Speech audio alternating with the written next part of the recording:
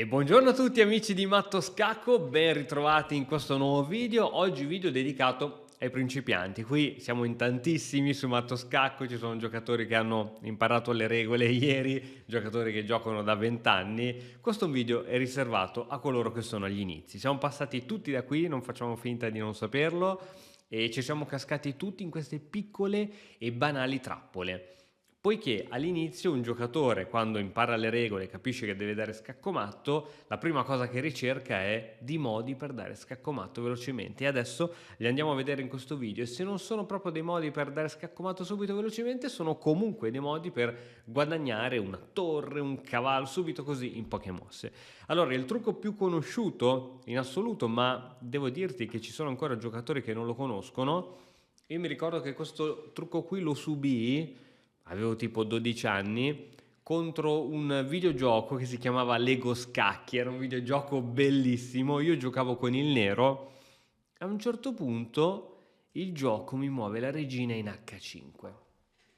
Ora, la prima cosa che fa il giocatore neofita è: ah sì, tu hai messo la regina qui e io adesso te la infastidisco, spingo questo pedone per romperti le scatole a questa regina. Il vero e grande errore del giocatore amatoriale, ma in realtà anche un po' dei giocatori a tutti i livelli, è che talvolta non considerano troppo la mossa dell'avversario. Non si domanda perché il bianco ha mosso la regina qui, ma sì, l'ha messa lì perché gli piaceva lì. E allora che cosa fa il nero? Va a cercare di scacciare questa regina. Peccato che questo faceva tutto parte dei piani del bianco, perché adesso il bianco può andare subito in vantaggio giocando regina, cattura il pedone dei 5 e come neanche a farlo apposta, dopo 3 mosse si perde già la torre, perché adesso bisogna difendere il re. La mossa migliore è mettere davanti la regina, ma potrai trovare magari qualcuno che mette davanti l'alfiere, la torre o altre robe.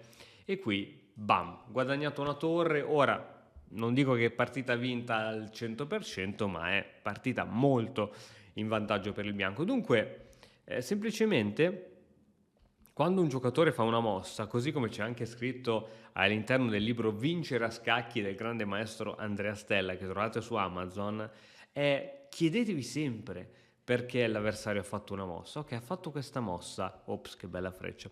Ha fatto questa mossa. Che cosa ha in mente? Beh, sicuramente il piano è subito quello di attaccare questo pedone nei 5.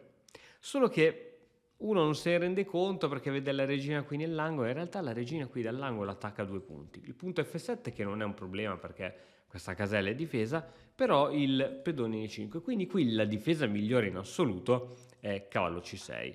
Ho già spiegato qual è il modo migliore poi per difendersi da questo che poi viene chiamato matto del barbiere. Trovi il video qui, te lo farò comparire nella scheda che potrai cliccare, dove scoprirai quali sono tutte le mosse migliori per il nero per rispondere a questo. Se la cosa ti fa stare tranquillo, ti dico che ci sono diverse partite di Carlsen, che presto porterò qui sul canale, dove apre proprio con Donna in H5 e non gioca contro gente stupida, ma contro maestri internazionali, grandi maestri di scacchi. Quindi questo è il primo trucco che sicuramente potrà farti vincere qualche partita se sei all'inizio. Ci siamo passati tutti, ci siamo cascati tutti da questi trucchi.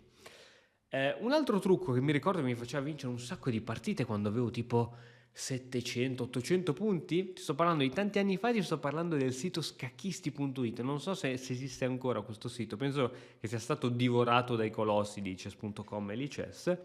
Io da sempre ho aperto sempre con D4, ho sempre simpatizzato con questa apertura.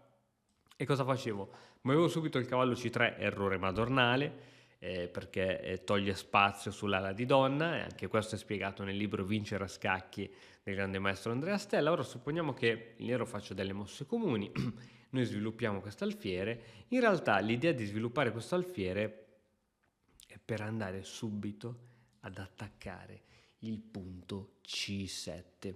Ora c'è modo per difendersi per il nero, ma deve trovarlo. Diciamo che un giocatore alle prime armi è possibile che non lo trova.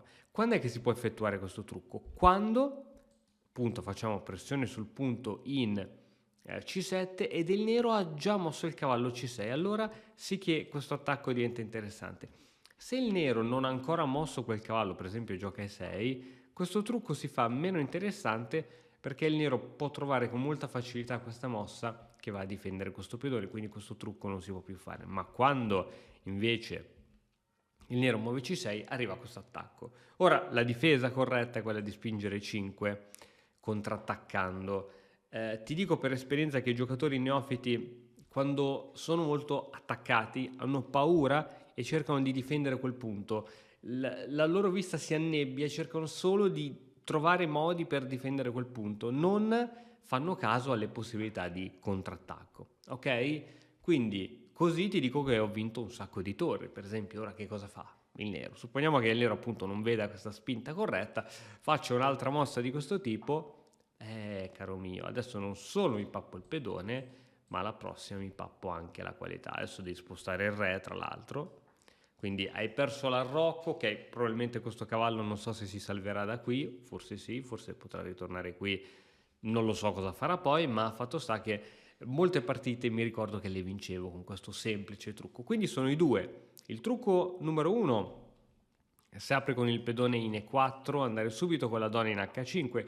Ovvio che se trovi il giocatore che conosce questo trucco e ti gioca bene, però comunque sono un po' di mosse da ricordare ed è difficile che un giocatore all'inizio abbia studiato a memoria tutte le migliori continuazioni contro questa. E ti ripeto che Carlsen l'ha giocata contro tanti avversari, no? Alfiere C4, G6, di qui, cavallo, D6, cavallo di qui, H3. Insomma, è un tipo di sviluppo, ovviamente non il più forte che ci sia al mondo, ma che sicuramente ha la sua validità e può sorprendere l'avversario, soprattutto se siete all'inizio. Bene, spero che questo video ti sia piaciuto. Se intendi approfondire le tue conoscenze scacchistiche e capire un pochettino come si gioca sul serio a scacchi, perché questi sono trucchi che vanno bene all'inizio e tutti noi li dobbiamo conoscere sia da giocare sia come difenderci, dobbiamo vincere, dobbiamo perdere contro questi trucchi, ma poi a scacchi si gioca più seriamente, si gioca in maniera non di dare subito scaccomatto,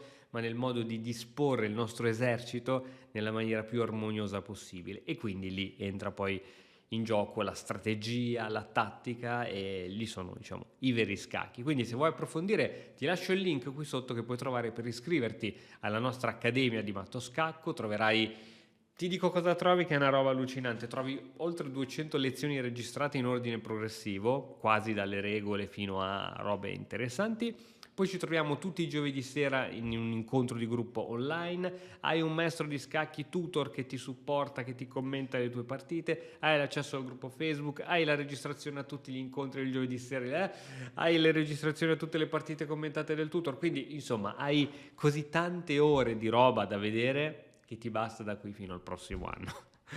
Va bene, ti ringrazio, un salutone e alla prossima. Ciao.